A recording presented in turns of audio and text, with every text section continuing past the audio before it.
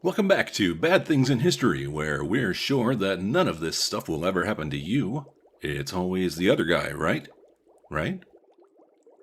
Most people love animals. Sometimes it's enough to just look at them. On other occasions, it might be desirable to kill and eat them. Every so often, an unwitting animal might become a cherished pet. Usually, these are tame creatures, such as cats or dogs. But some people need a little more excitement in their lives. They take dangerous wild animals and try to turn them into safe and pleasant companions. Well, you know us, so you can take a wild guess how these stories all turn out. The Bad News Bear. In 2009, Kelly Ann Walz was living in Ross Township, Pennsylvania with her husband Michael. In 1994, Michael applied for a license to own and sell exotic animals. As he and Kelly built their lives together, they also acquired a large collection of dangerous beasts. He had a lion, a cougar, a jaguar,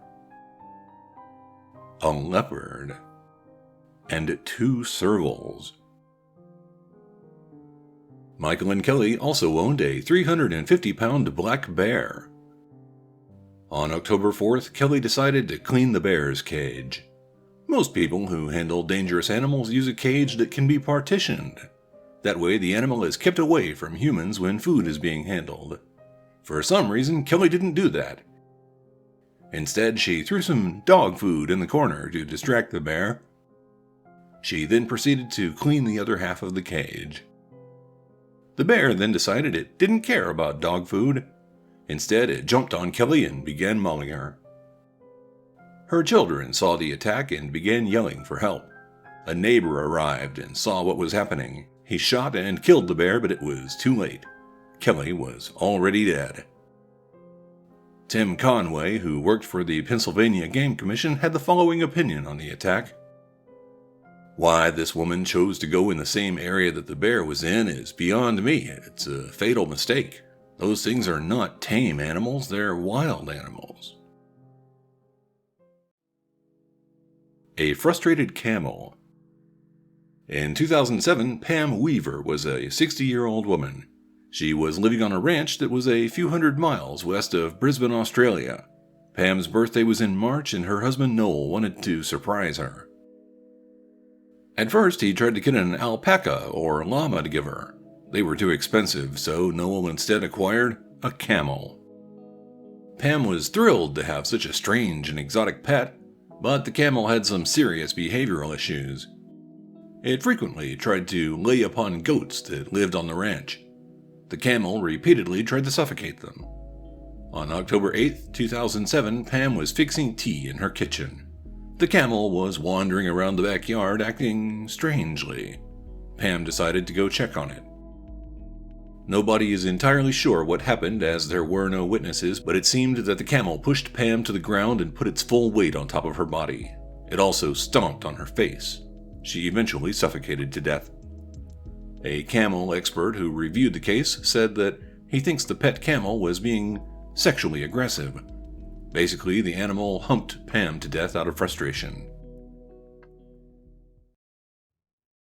Hybrid wolves.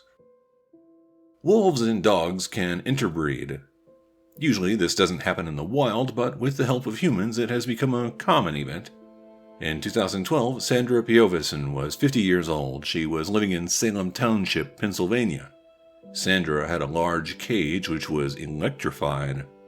She needed it to contain the dangerous animals within. She had 8 large animals that were part wolf and part domesticated dog. In 2010, one of the wolves attacked Sandra's friend. The victim didn't want anything bad to happen to the wolves, so the incident was never reported. In the meantime, Sandra took care of the wolves. She bred them too. Sandra was able to sell the puppies for a handsome profit. On April 30th, 2012, she entered the cage just as she had done countless times before. However, this would be Sandra's last interaction with her hybrid wolf pets. They attacked and killed her. Sandra's daughter found her lying dead and bloody in the cage later that day. The wolves had shredded her scalp and legs. There was some speculation that maybe Sandra died from other causes and the wolves only mauled her dead body. The medical examiner said that wasn't what happened. There is no evidence, in my opinion, of a heart attack, stroke, or any other condition involving a natural death that would have rendered her unconscious or caused her to become incapacitated. Several animal experts also agreed that the hybrid wolves were to blame. They pointed out that normally wolves fear humans. When wolves and dogs are bred, their puppies are not scared of people. These hybrid creatures are more likely to attack and kill humans than either wolves or dogs. Nobody knew which of the wolves killed Sandra. Because of that and how dangerous the animals can be, all of them were euthanized. Humphrey the Hippo. The hippopotamus is a large herbivore that is usually found in sub-Saharan Africa. Although it doesn't eat meat, it is an incredibly dangerous animal. They spend a lot of time in water, mostly in rivers. When humans get too close to a hippopotamus, the result can be an extremely violent interaction. On land, the creatures have been known to stomp and kill people who get in their way. When a hippo encounters humans in a boat, it might knock the boat over and drown the occupants. This happened as recently as 2014 in Niger. A group of people in a boat were attacked. 13 of them died. Every year, around 500 people die because of hippopotamus attacks. By most accounts, they are the most dangerous mammal on the planet. A farmer named Marius Ells decided to adopt and befriend one of these wild animals.